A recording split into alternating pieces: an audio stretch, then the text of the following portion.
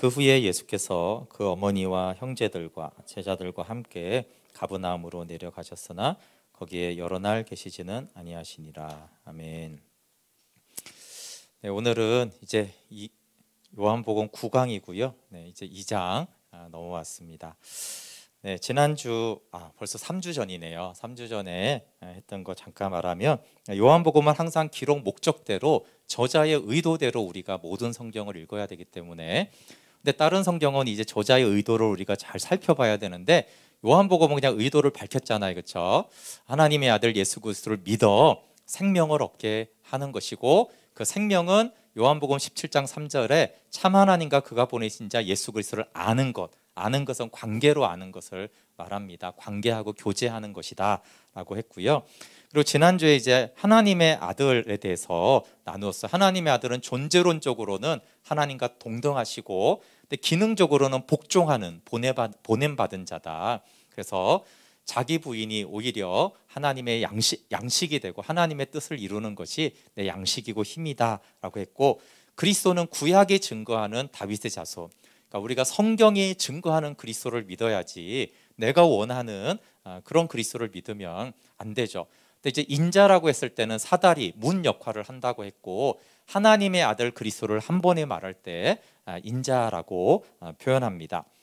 근데 예수님만 하나님의 아들이 아니라 이제 예수님을 믿은 영접한 우리가 하나님의 아들이 됐기 때문에, 그러면 하나님의 아들, 그러니까 예수님이 내 안에 사는 것이다 라고 했을 때는 우리도 똑같구나, 우리가 얼마나 하나님의 자녀로서 존귀해졌는지를 알아야 되고, 그러나 기능적으로는 우리가 얼마나 철저하게 복종하는 자기 부인의 생명을 가지고 있는지, 그러니까 우리가 순종이나 복종이라는 것을 내 힘으로 하는 것이 아니라 그렇게 즐거이 복종하신 예수 그리스도의 생명이 내 생명이 될 때, 그 예수님이 내 주인이 될 때, 그분이 내 안에 사실 때 우리가 즐거이 복종하고, 그래서 아들 안에 거하게 됩니다. 그래서 아버지의 뜻을 행하는 것이 부담이 아니라 이것이 내 양식이고, 밥을 먹지 못해도 내가 아버지의 뜻을 행하는 것이 너무 기쁨으로 하는 그 생명이라고 말씀하고 계세요. 그리고 하나님의 자녀된 권리가 1장 12절에 나오는데, 그 권리를 누리면 우리가 그의 영광을 본다고 했잖아요, 그렇죠? 그래서 생명을 얻게 하려 합니다라는 것은 생명의 교제고, 그 교제의 꽃은 하나님의 영광을 보는 것이에요. 네, 오늘은 이제 포도주가 모자란 혼인잔치, 우리가 유명한 말씀이죠, 이것도. 그 당시에는 일주일간 이제 혼인잔치를 했습니다. 그러니까 일주일간의 혼인잔치를 준비하려면 여러 해 동안 포도주를 이렇게 많은 양을 준비했어요. 근데 잔치 중에 포도주가 떨어졌다는 것은 다른 집에 구할 수도 없는 것이고, 그러면은 굉장히 성의가 없고 손님들을 초대해 놓고 가문의 좀 수치 정도로 여겨질 당황스러운 사건이에요, 그렇죠? 뭐 예식이 되게 얕아졌지만 오늘날에도 결혼식에 갔는데 밥이 없다 그러면은 어른들은 엄청나게 곤란해 하잖아요.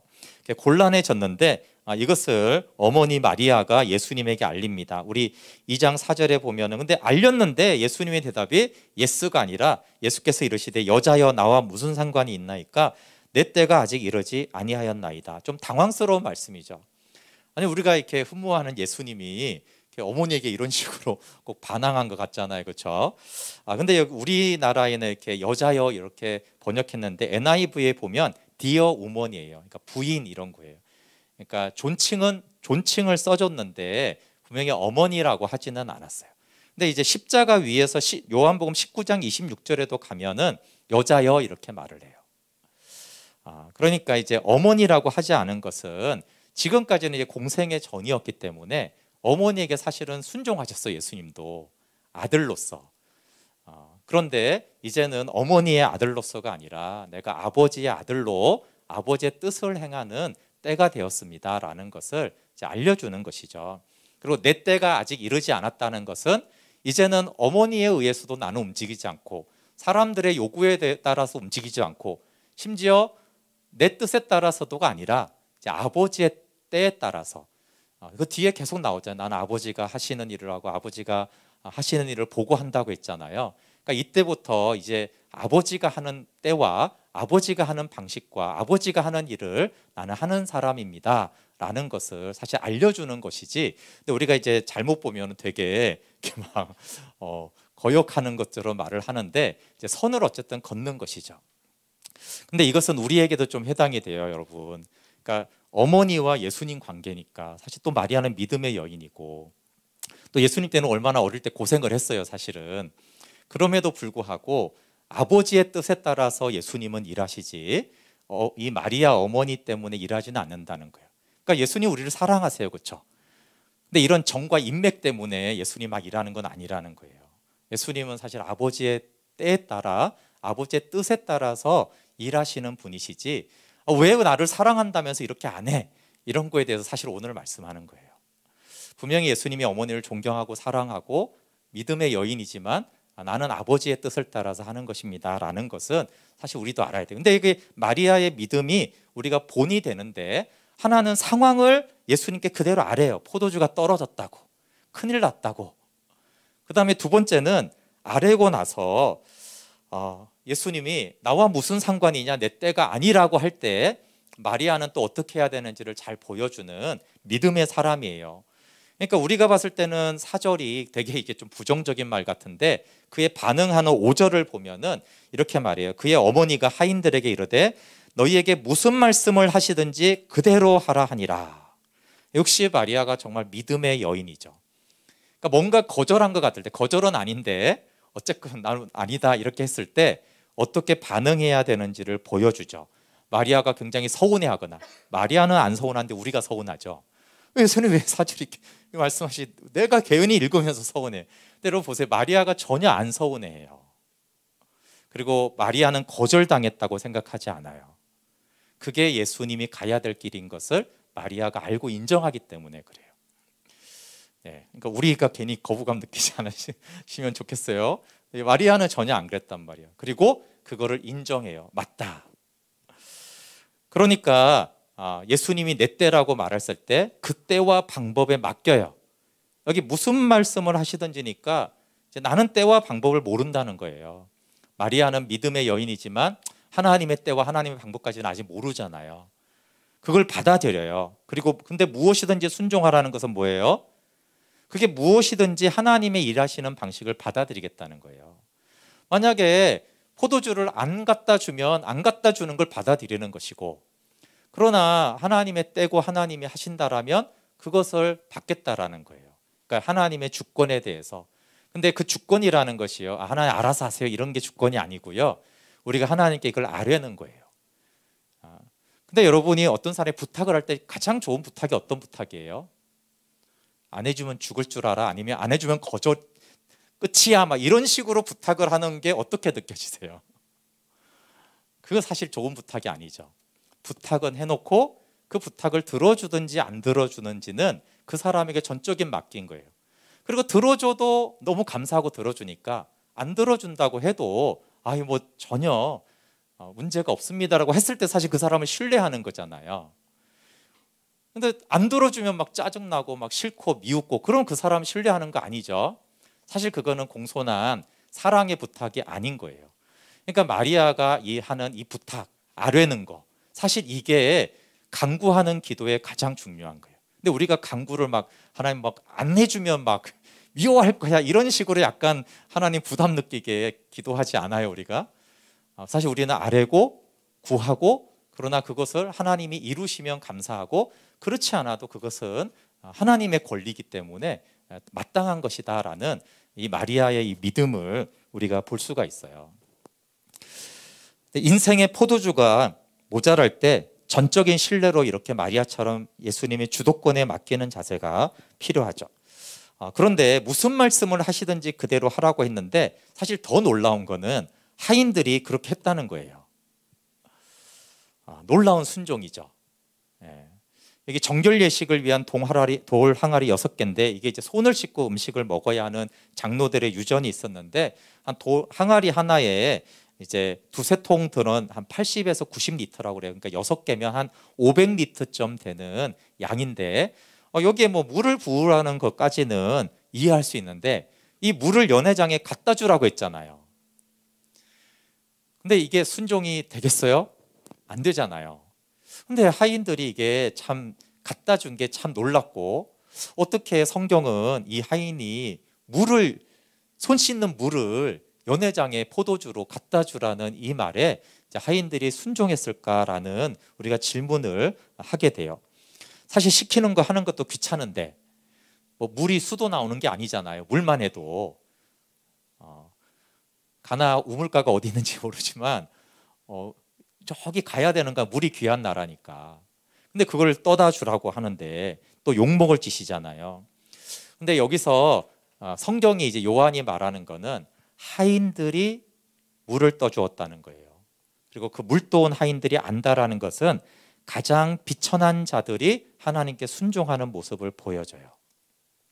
만약에 하인이 아니라면 순종하지 않았을 거예요. 여기서 하인이라는 것은 단지 신분을 말하는 게 아니라 가장 내가 아무것도 아니라는 자기 주장이 없어진 비천한 존재를 말합니다. 여러분, 아무것도 아닐 때 우리가 순종하게 돼요. 제가 이 애니멀 포유를 우연히 보게 되었는데, 저는 그렇게 개를 아주 좋아하진 않아서 강영욱 사육사 그냥 얼굴 정도만 알았는데 이게 사람 교육하고 좀 비슷하더라고요. 그래서 흥미가 갔어요. 개 교육이나 사람 교육이나 비슷하더라고요. 그래서 이게 뭐 우리나라 이 교육법이 없어서 유학 가서 배워왔다는데, 혼자 상상하기를 사람 교육하는 걸 개에 접목한 방식을, 그게 이제 서구의 강아지 훈련이 아닐까 이런 생각을 했어요. 어쨌든 개도 저렇게 훈련시키네, 이런 것들이 궁금해서 한번 봤는데, 여기에 뭐 최초로 이렇게 최초로 올가미를 이제 썼다 이렇게 하는 걸 봤어요. 근데 이 개가 정말 버르장머리가 없더라고요. 막 주인을 막 물어요. 그러니까 거의 야생 동물 수준이라고 이제 이 강 사육사가 말을 하면서, 얘 밖에 나가면 막 사람 물고 다닌다고. 그 사람 물면 이렇게 죽여야 되잖아요, 강제로. 그러니까 얘 오래 못 산다고. 얘 살리려면 교육을 시켜야 된다라고 하는데 온갖 방법을 해도 다 안 돼요.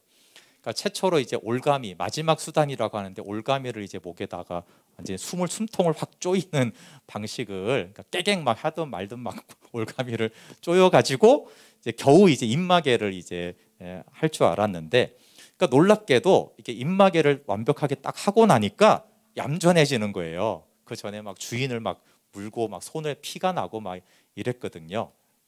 그러면서 이렇게 나중에 말하는 거예요. 보호자가 막 손에 피가 나고 그러면 사실 훈련을 이렇게 중단하는데 너무 심각하니까 피 나면 막 가서 치료하라고 그러고 막 계속 강행한 이유가 있다고.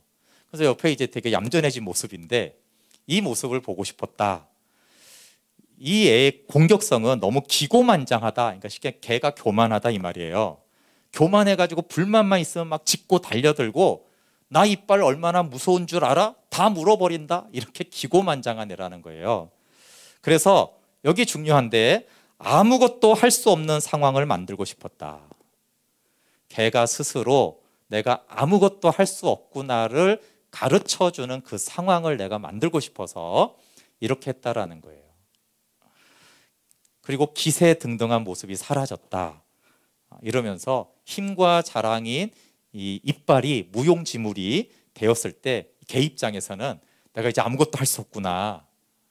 근데 중요한 거는요, 아무것도 할 수 없구나 할 때 이제 주인에게 순종하기 시작하는 거예요. 그 전에는 아무것도 안 들어요. 근데 아무것도 할 수 없다라는 인식이 개한테 생기니까, 가자 그러면 가고 이렇게 해 그러면 이렇게 하고 다 따라하는 거예요. 순종을 너무 잘해요.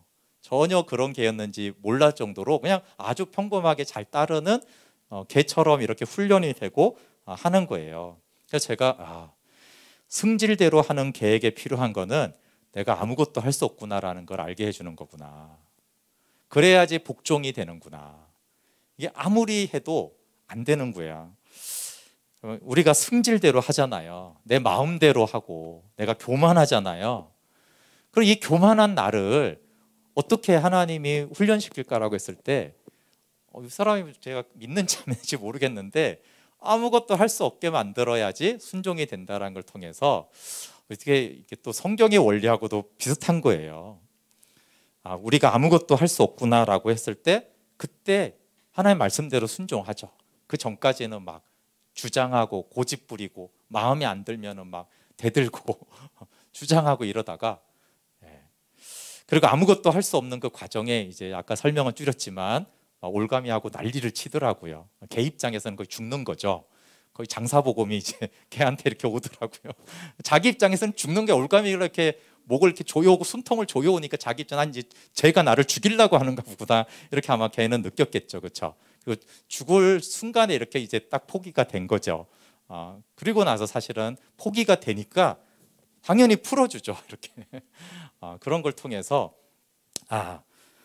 티끌과 먼지와 같은 나를 알 때, 내가 아무것도 아닐 때 우리도 순종하는데 하나님이 그걸 강아지나 동물들한테도 그런 원리들을 해준 거예요. 그리고 뭐 이 강형 사육사가 사실 개들을 굉장히 사랑함에도 불구하고 사랑하는 것과 사랑하니까 이렇게 하지 않는 게 아니잖아요. 사랑하니까 이렇게 해서라도 잡더라고요, 쟤를.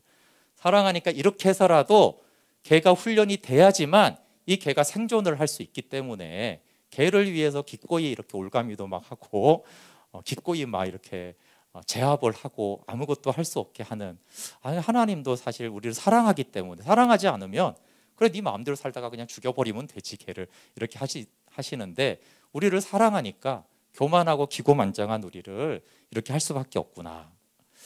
근데 하인이라는 그 신분이 주는 의미가 그런 거라는 거예요. 하인이 뭘 주장할 게 있겠어요. 내가 노예인데. 그러니까 나는 아무것도 할 수 없는 거죠, 스스로.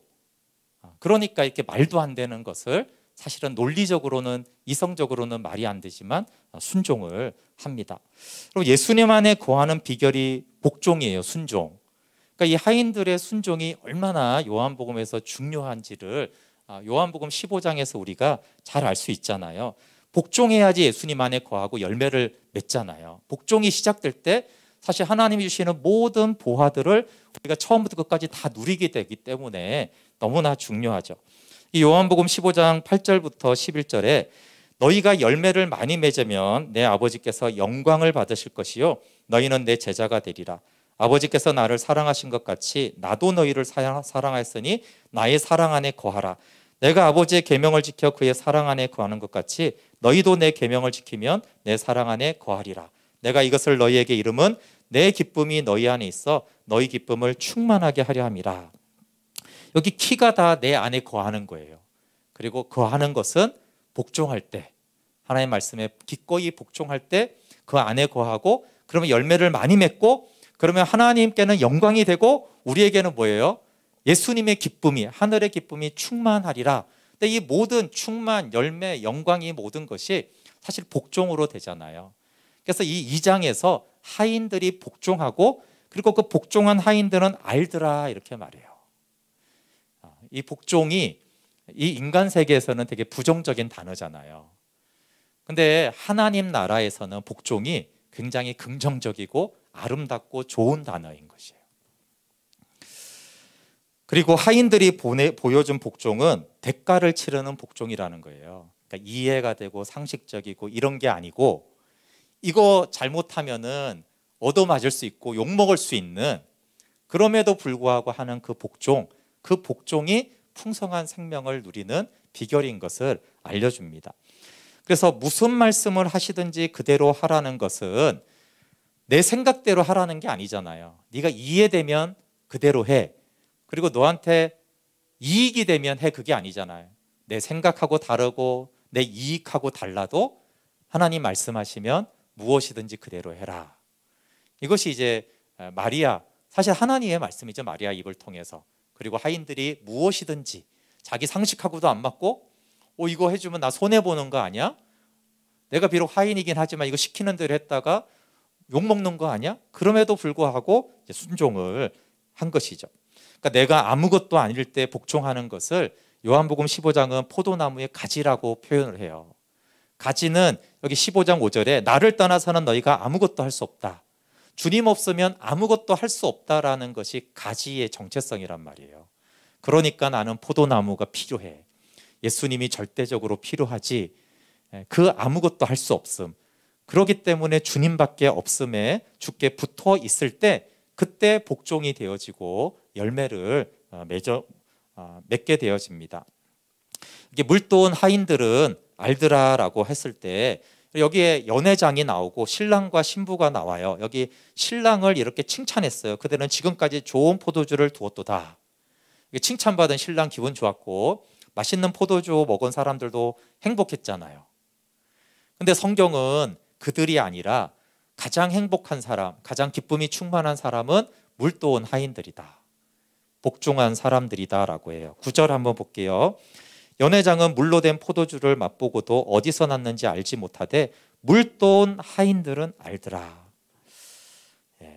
복종의 유익은 하나님께 복종하는 자에게 돌아갑니다. 그러니까 이 땅의 복종이 이제 부정적인 이유는 복종하는 자에게 안 돌아갈 때가 많잖아요. 내가 회사에서 충성했는데 나한테 안 돌아올 때가 많잖아요. 저 사람이 가져갈 때가 많잖아요. 근데 하나님 나라에서는 하나님께 복종한 자에게 하나님이 모든 유익을 그 사람에게 돌아가게 하잖아요.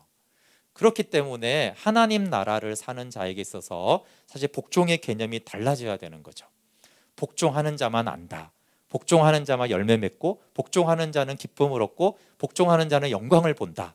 그러니까 이 하나님 나라의 개념을 새롭게 하는 것이에요.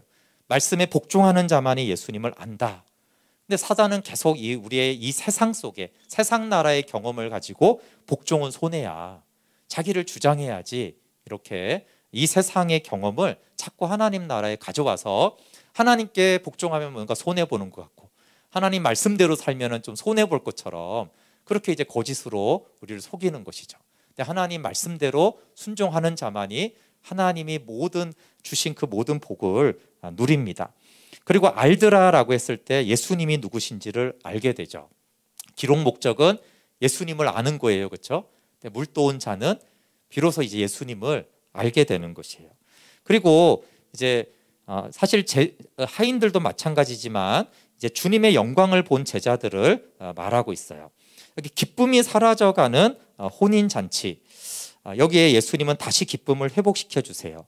근데 여기에 우리가 물이 포도주가 변하는 것이 핵심이 아니고 표적으로 아들의 영광을 나타내는 것이에요. 근데 물이 포도주가 된 것을 요한복음 기적이라고 하지 않고 항상 표적이라고 그래요. 표적은 영어로 사인이에요. 사인. 그러니까 표지판 이게 가까운 것이죠. 그래서 예수님이 누구인지를 가리키는 것이 표적입니다. 우리 11절이 여기 핵심 구절이니까 같이 읽어볼게요. 시작. 예수께서 이 첫 표적을 갈릴리 가나에서 행하여 그의 영광을 나타내심에 제자들이 그를 믿으니라. 네, 표적은 초자연적인 기적, 유익에 초점을 있지 않고 예수님이 누구신지를 알려주는 계시의 통로예요.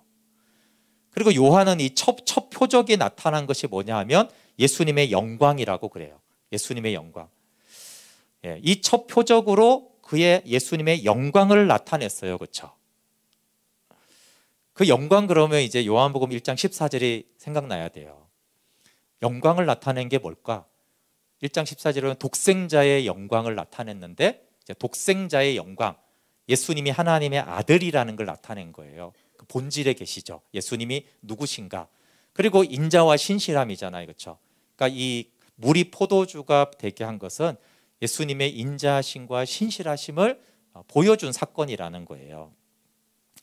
그러니까 표적을 통해 영광을 본 제자들은 그를 믿었어요. 그러니까 영광을 보면 믿게 된다라는 것을 또 알 수 있어요. 그러니까 우리가 믿어야 되는 책임이 있는데 그렇지만 믿어지는 것은 어떻게 믿어지냐면 영광을 보면 믿어지는 것이죠. 그래서 영광을 보는 것이 중요해요. 하나님이 우리에게 행하시는 모든 기적과 모든 도움의 목적은 주님의 영광을 보고 생명이신 그리스도를 온전히 믿게 하는 거예요. 그러니까 내 삶에 하나님이 이런 응답을 주셨어, 이런 도움을 주셨어라고 하는 모든 표적의 목적은 예수님이 누구신지를 알고 그의 영광을 보는 거예요. 근데 안타까운 것은 우리가 우리의 삶에서도 성경에서도 기적만 보고 영광을 보지 못한다는 거예요. 물이 포도주가 된 것을 교회를 오래 다닌 사람 중에 모르는 사람 없어요. 찬양도 있잖아요. 물이 변하여 포도주 됐네. 예수님이 말씀하시니. 그런데 이거를 모르는 사람은 없는데 물이 포도주가 된 게 지금 본질이 아니라 요한의 방점은 오늘 본문을 통해서 예수님의 영광을 나타냈다고 그러잖아요. 그러니까 영광을 나타낸 게 이 표적의 진짜 결론이고 가장 포인트고 중요해요. 그런데 우리가 이 물이 포도주가 된 사건은 잘 아는데 이걸 통해 영광을 봐야 되는지 지식 자체도 없어요. 영광을 못 보는 건 물건이고 물이 포도주 됐대. 거기서 우리는 영광을 봐야 되는데 라고 하는 지식 자체도 없는 경우가 얼마나 많아요. 그런 생각을 하셨나요? 가나의 혼인잔치를 통해서 하나님의 영광을 보여준 거야. 그러니까 못 볼지라도 지식을 일단 말하는 거예요. 지식조차 없는데 그 실제가 어떻게 있겠어요. 그래서 요한복음의 기현상은 요한의 목적대로 정말 요한복음을 보지 않는 거예요. 제가 38년 된 병자를 일으킨 거 설교 한번 했잖아요. 그렇죠? 거기에 생명과 영광의 목적으로 봐서 하나님의 생명을 지금 전하고 그 생명 얻는 자가 어떻게 해야 되는지를 보여주는 것인데 사람들은 38년 된 병자가 나은 것에 자꾸 관심을 둔단 말이에요.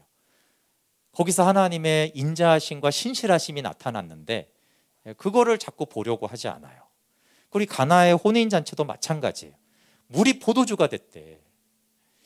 야, 내 삶에서도 이 포도주, 물이 하나님 포도주가 되게 해주십시오. 이런 거에 주로 관심이 있지. 아, 여기서 주의 영광이 나타났는데 지금 주님 그 영광을 보게 해주십시오. 그리고 그 영광을 보는 자가 너무 적다라는 거예요.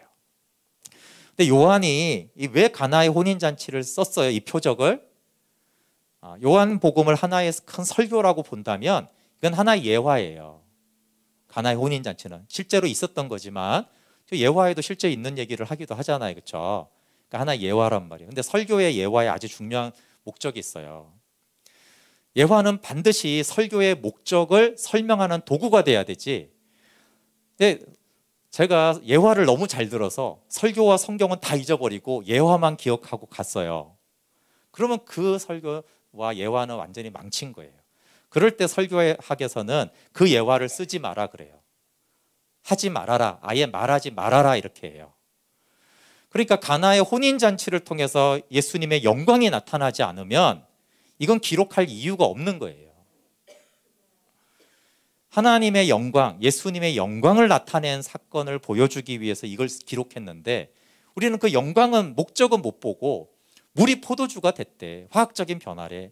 우리에도 이런 변화가 일어나는 거야 라고 하는 자꾸 기적에만 목적이 있으면은 요한은 이걸 삭제해야 돼요. 요한복음에서. 그러니까 우리가 그런 식으로 성경을 보는 이 문제가 너무나 안타까운 현실이 된 것입니다. 여러분, 물이 포도주가 되는 은혜를 경험하고도 그러니까 내 삶에서 야, 물이 포도주가 됐네. 하나님 내 삶에 이런 은혜를 베푸셨네라고 했을 때도 마찬가지라는 거예요. 그때 주님의 영광이 나타났구나. 하나님 나를 얼마나 인자하게 대하시는지가 이 사건으로 나에게는 개인적으로 이제 확정이 됐구나. 이게 이제 목적이란 말이에요. 주의 영광을 보여주는 게. 그걸 응답해 주는 게 목적이 아니라 그 응답은 도구일 뿐이고. 여러분, 내 삶에 일어난 하나님이 행하신 일들이 기적인가 표적인가를 잘 봐야 돼요. 그게 기적으로 기록이 되면 그건 쓸모없는 거예요. 그 예화는 없어져야 된다라고요. 근데 하나님이 내 삶에 행하신 일들이 표적이 됐어요. 그 일들을 통해서 예수님이 누구신지를 알게 되고 하나님의 인자와 신실하심을 알게 되었다라면 그것은 표적인 거예요. 그것은 하나님이 그 의도대로 주신 것이고 우리가 그대로 받은 것이죠. 여기 혼인잔치는 사실 생명의 교제가 없는 우리와 유대인들을 나타내요. 예수님 오셨을 때 이스라엘이 포도주가 떨어져서 기쁨이 사라진 혼인잔치와 같은 거예요.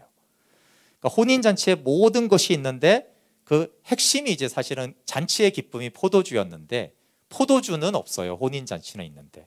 근데 여기 로마서 9장 3절부터 5절에 보면 바울이 이 유대인들을 이렇게 안타까워하잖아요.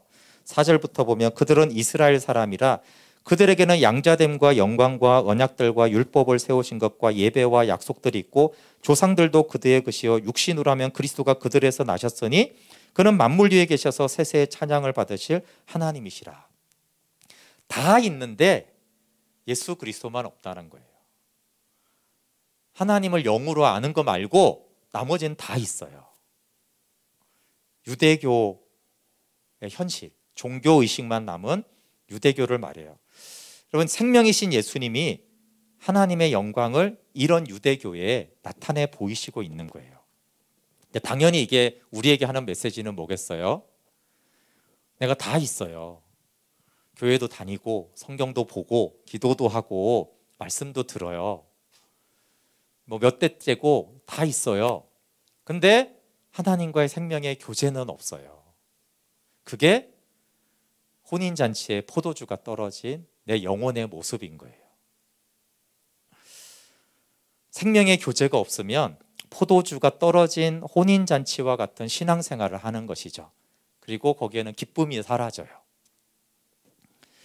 기쁨이 사라진 혼인잔치에 예수님이 오셔서 그 기쁨을 회복시켜 주는 거예요. 그 기쁨을 회복시켜 주는 거는 영광이에요. 하나님의 영광을 보여줌으로 하나님의 기쁨을 회복시켜 주는 것이죠. 제가 이 혼인잔치를 하나님 왜 혼인잔치일까요? 물론 이게 예수님이 하셨지만 혼인잔치는 계시록 19장에 가보면 아주 중요한 사건이에요. 계시록에서 가장 중요한 부분 중에 하나가 계시록 19장의 어린 양의 혼인잔치예요. 그러니까 그 어린 양의 혼인잔치에 누가 참여하느냐 안 하느냐, 그게 이제 요한계시록을 계속 관통하고 있는 얘기예요. 그리고 어린 양의 혼인잔치는 종말에 일어날 사건이기도 하지만 영생의 미래성이 있듯이 어린 양의 혼인잔치의 현재성이 있어요. 그래서 이미 예수 그리스도를 믿은 자는 예수님과 결혼한 예수님의 신부고, 사실 이 땅에서 예수님과 같이 혼인잔치를 하는 것이 신앙생활로 표현하는 거예요. 주님과 함께, 그리고 그 안에는 기쁨이 있고 하나님과 함께하는 그 혼인잔치가 우리 신앙생활이어야 되는 거예요. 근데 이 혼인잔치에 포도주가 떨어진 거예요. 아까 말한 데 큰일 난 거죠. 이제 큰일 났다. 그래서 우리 신앙생활에서 다른 건 다 있는데 유대인들처럼, 근데 주님과의 교제, 여기 영광을 보는 게 없어. 영광을 보고 믿으니라, 이게 없어요. 이게 키워드인데 이 키는 없고 포도주는 없고 나머지는 다 있어요. 심지어 신랑과 신부도 있고 다 있어요. 하인도 있고 손님도 다 있어요. 연회장도 있는데 거기에 예수님이 안 계시면 큰일 난 거라는 거예요. 그래서 여기서 우리가 요한이 말하고 싶은 거는 그 당시에 교회 다니는 성도들에게 너의 신앙생활이라는 혼인잔치에는 포도주가 있느냐라고 묻는 거예요. 그 포도주는 인간이 만든 포도주가 아니라 하늘의 포도주죠. 예수님이 공급하시는 포도주. 하늘에서 주어지는 생명의 양식이 있느냐, 그것을 먹고 마시는 자는 기쁨이 있는 거죠. 제대로 혼인잔치를 하면서 예수님과 함께하는 자고, 이 땅에서 그 혼인잔치를 누리는 사람은 당연히 계시록 19장의 어린 양의 혼인잔치에 참여하는 주의 백성이 영광스럽게 되는 것이고, 이 땅에서 그것이 없다라면 사실은 또 경고이기도 한 거예요. 너 잘 생각해봐라. 여기서는 혼인잔치 전혀 못 누리다가 거기에는 들어가겠냐? 여기서는 영생의 교제가 전혀 없는데 그때는 영생을 누리겠어? 여기서 그 맛을 보는 거예요. 기쁨이 사라진 혼인잔치에 예수님이 기쁨을 주세요. 다시 말하자면 그 기쁨은 영광을 나타내심으로 그 기쁨을 주십니다. 하나님, 우리가 신앙생활이 자꾸 종교화가 되면은 다른 건 다 있는데 기쁨이 사라지고, 그 기쁨이 사라지는 것은 하나님의 영광을 보지 못하고, 그 영광을 못 보는 것은 하나님과의 교제가 없는 거예요. 형식은 다 있어요. 네, 결론입니다. 그럼 복종으로 주의 영광을 봐야 됩니다. 포도주의 결핍보다 더 큰 결핍은, 오늘 메시지는 주의 영광을 보지 못하는 결핍을 말하는 거예요. 혼인잔치는 비유예요. 우리의 신앙생활, 우리의 삶의 비유예요. 근데 다 있어도 이 포도주 없으면 안 돼. 다 있어도 정말 하나님의 영광을 보는, 그 생명을 얻는 그거 없으면 큰일 난 거야.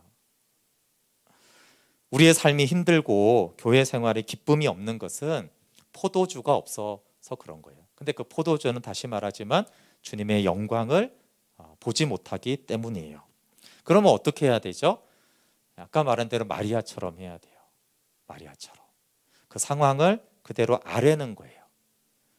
근데 우리가 다시 아뢰는 것이지 막 요구하는 게 아니에요.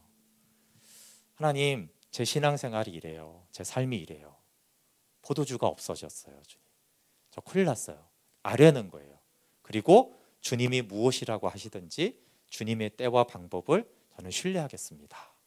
그 마리아의 반응이 우리가 해야 할 반응이에요. 주님의 때와 방법을 신뢰합니다. 주님을 조종하려고 하는 것이 아니라 아뢰는 거예요. 그것이 가장 좋은 기도예요. 그리고 주님이 그렇게 아뢰었을 때 주님이 믿는 그의 반응으로 일하셨죠. 표적을 보여주셨어요.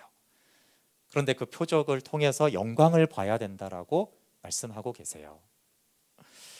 그렇게 했을 때 열매를 맺고 하나님께 영광을 돌립니다. 하나님, 제 삶이 이미 예수 믿은 자는 혼인잔치에 들어간 자인데 하나님의 영광을 보는 이 포도주가 혹시 떨어졌는지 내 인생에서 요한은 그걸 좀 보라는 거예요. 당연히 그 당시에 교회에 너희 지금 포도주 떨어졌어 이렇게 말하고 있는 거예요. 그런데 예수님은 포도주를 주시고 그 영광을 보여주러 오신 분이야. 사실 긍정적이죠. 그 주님으로 인해서 다시 혼인잔치의 기쁨이 회복이 돼야 되고 다시 그 영광을 보며 하늘에 속한 그 모든 기쁨을 누리는 자가 되라. 그래도 조나단 에드저가 말한 것처럼 그때 하나님은 최고로 영광을 받으시고 우리에게는 최대의 기쁨이 충만한 그 영광을 나타내 보여주셨습니다. 함께 우리 찬양하고 기도할게요.